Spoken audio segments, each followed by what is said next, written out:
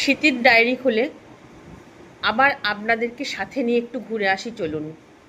আমি দুটো ভিডিও এই নিয়ে দিয়েছি, আপনারা অনেক সাড়া দিয়েছেন। এডিএসডি কোনো রোগ নয়, এটা একটা সমস্যা, এটাই আমি বলেছিলাম। মনে জোর রাখতে হবে, ভীষণ শক্ত হতে হবে, সবাই আঘাত দেবে, পাশে কেউ থাকবে না। আমি কোনো সাহায্য পাইনি, কেউ পাশে থাকেনি।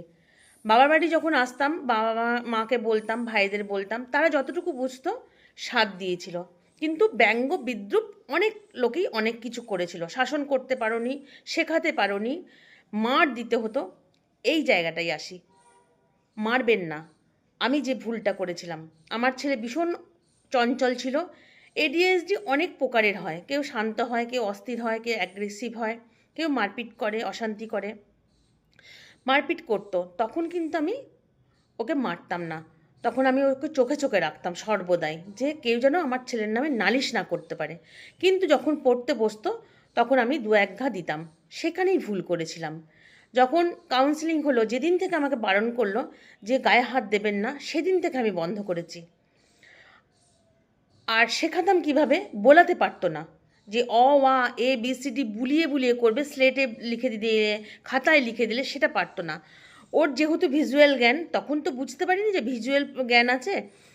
এরম করে শূন্যের মধ্যে লিখতাম অ, এরম করে লিখতাম ক।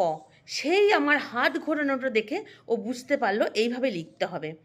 গোনার ব্যাপারটা যখন এলো, 1 থেকে 10 পর্যন্ত বলে দিচ্ছে, 11, 12, 13, আমরা যখন সমস্ত কিছু শিখে যাই 1 থেকে 100, তখন 11, 12, 13 এরম করে বলি। ও কিন্তু ভেঙে ভেঙে বলতো, 1 10 1 11, 1 10 2 12, 1 10 3 13।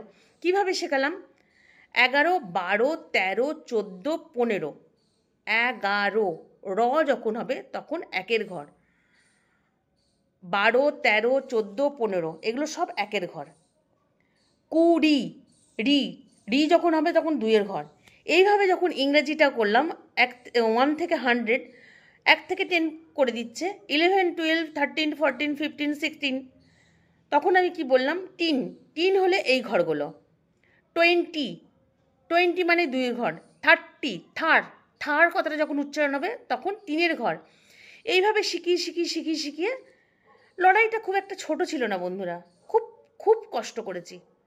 কিন্তু তারপরের দিনই আবার বুক বেঁধেছি, আমার ছেলেকে সবারই মধ্যে মিশিয়ে দেবো।